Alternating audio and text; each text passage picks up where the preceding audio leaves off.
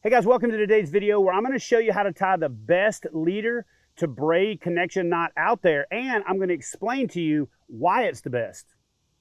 Hey guys, before I jump into today's video, I got to thank our sponsor, Clay County, Florida, for helping make this video possible. Listen, if you want to plan the ultimate North Florida multi-species fishing adventure, head over to exploreclay.com. All right guys, so I'm going to use these two pieces of paracord to demonstrate how to tie the knot. But I want you to stay tuned to the end of the video where I'm actually going to do it with braided line and some monofilament fluorocarbon, so I can show you the little tips and tricks and things you need to keep in mind, and so you'll see how the actual finished knot looks. So for the purpose of this demonstration, this bright colored line is going to be my leader material. And so what you're going to do is you're going to start off by doubling the leader over, and I usually like to double it over about the length of my hand. Then what you're going to do is you're going to take what this green line represents, which is your braided line, and you're going to come through that loop that you made, and what you're going to do is you're going to pull off about a foot of line, about like that right there, okay? So what I like to do is I like to hold the loop in a little X and leave that leader loop open about 1.5 inches, 2 inches. What that allows me to do is really get the line back through the knot easier, and it allows me to manage my line much easier. So what you're going to do is you're going to grab the doubled over leader material with your back 3 fingers, just like so. Then what I'm going to do is I'm going to use my remaining 2 fingers on that hand and my other fingers to just wrap the line around the leader material. So what I'm doing here is I'm taking the braided line and I'm just wrapping it around the doubled over leader, okay? All I'm going to do is wrap it somewhere between 6 and 20 times.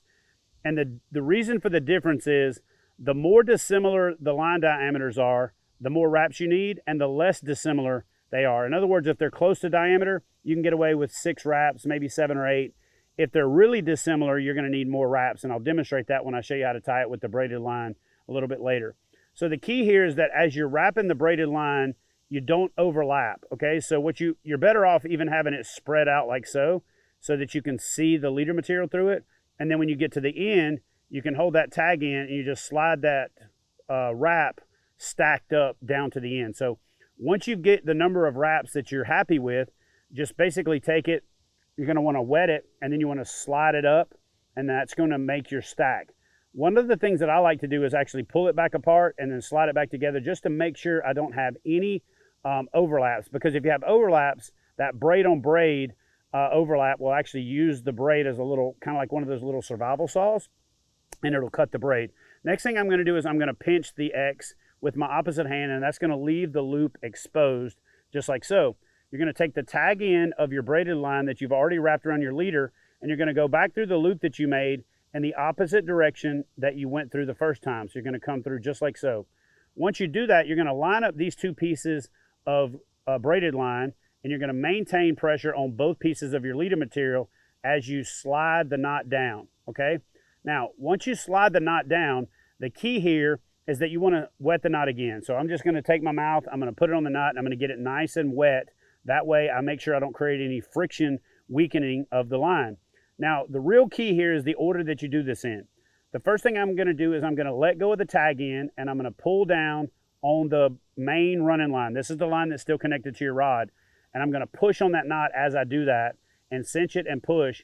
Then I'm going to take my hands and kind of pull back on it, push, and then I'm going to get that knot as tight as I can get it. Once I get that knot as tight as I can get it, what I like to do is put it in my mouth and kind of bite it a little bit so that both of these leader pieces end up side by side again, and they don't end up wrapped around each other. Once I've got those kind of flat, the next thing that I'm going to do is I'm going to take the tag end of the braided line. That's the piece that's wrapped around the outside, and I'm going to grab that with my teeth, and I'm going to pull it, and then what that's going to do is lock the knot, okay? If you do that first, it will lock the knot, and then you won't be able to use your main line to get all your little coils tight, and then when you set the hook, the knot will slip. Now, over the years, people have told me that this is the Albright knot, and then what I do from here is a little bit different than anybody else out here. So from this point on, this is kind of my knot, if you will. A couple of things that you're going to want to do, and again, I'll explain this and I'll show this to you as I do it with real braided line and fluorocarbon, is before you start doing the next step, you're going to want to take the tag end of your leader material and you're going to want to pull on it. And what that's going to do is that's going to tighten that little flip as tight as you can get it. Then after that, you're going to pull your main leader material, and that's going to really get it nice and tight. Now, here's one of the keys to this knot and why I consider it the best knot out there for your braid to leader connection. One, it's super easy to tie.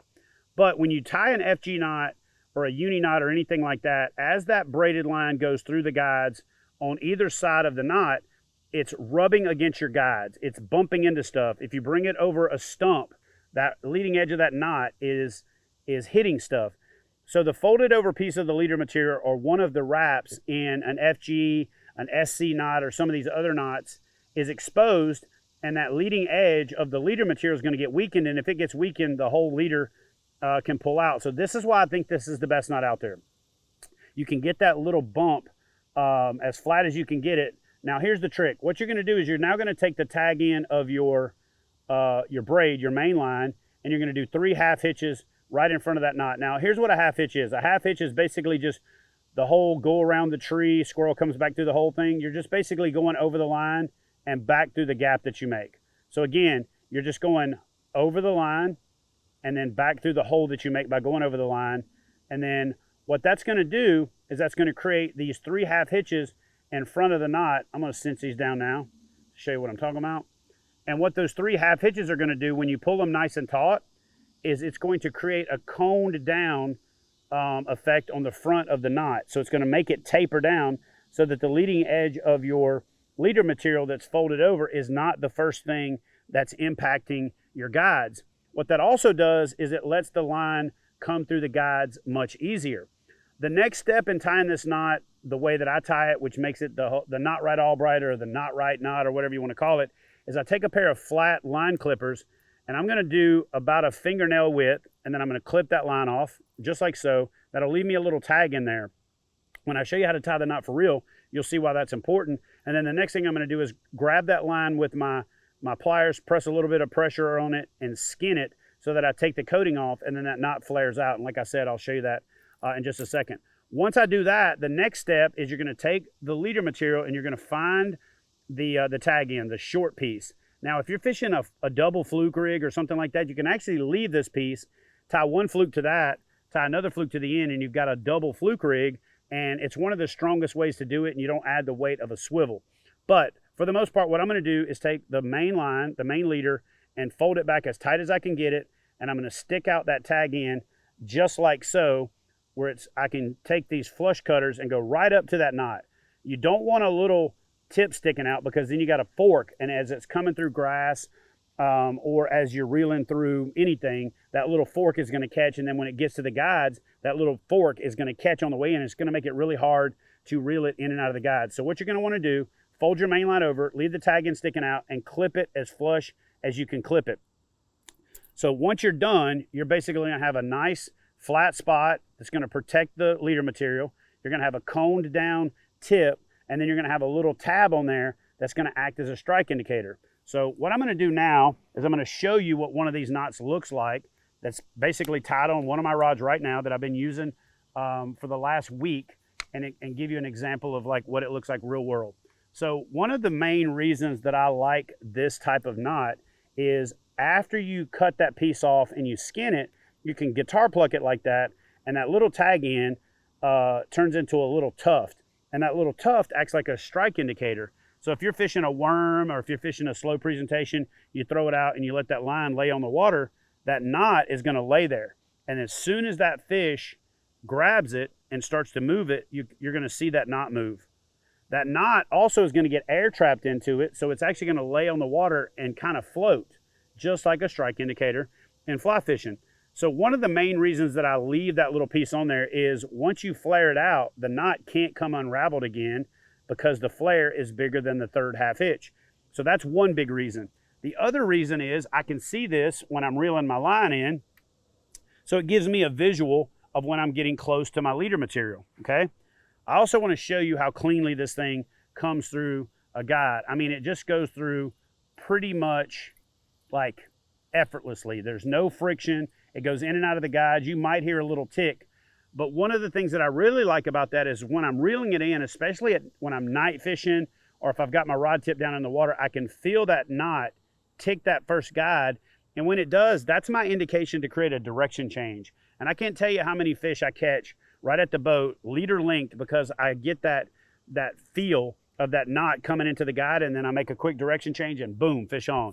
So the ability for that line to go in and out of the guides makes it easy to cast, and you don't have that little fork sticking forward like I talked about, and that's why you've got to clip the line as flush as you've got to clip it. So that's really what it looks like in a finished setup right there. And this thing is going to last and last and last because the line that you wrap around when you do the 3/2 hitches is actually protecting the knot. And in your FG knots and your Unity unis and some of the other knots that are out there, those knots that you wrap on each side are open. And what happens is when they're running into your guides, or again, when they're abrading against cover, they're weakening. So even if the knot on a test, bed is a little bit stronger, which I don't think it is, but even if you see some video where they test them statically, I think that you measure the strength of a knot based on the life cycle of the knot, not just how strong it is right after you tie it. So what I'm going to do now is I'm going to cut this off and I'm going to show you how to retie it real world.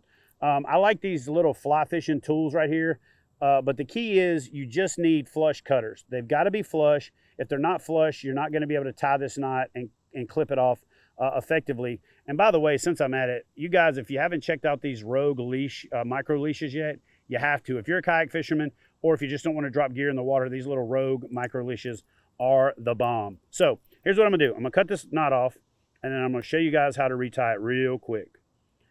So just like we talked about before, you're gonna take your leader material and you're gonna double it over. In this case, I have Berkley Big Game in 30-pound green. And the reason for that is I really like big, heavy monofilament when I'm frog fishing. So when I stop the frog and I lay the line on the water, it doesn't sink. And braid has a tendency to cut into cover. It cuts into hydrilla, it cuts into lily pads, whereas that monofilament will come right through it. And then as a kayak angler, when you get that fish next to the boat, if you wrap your hand around the line of a big old fish and it takes off and you've got braid on there, it's going to cut your hand, whereas it's a lot easier to handle the fish with monofilament.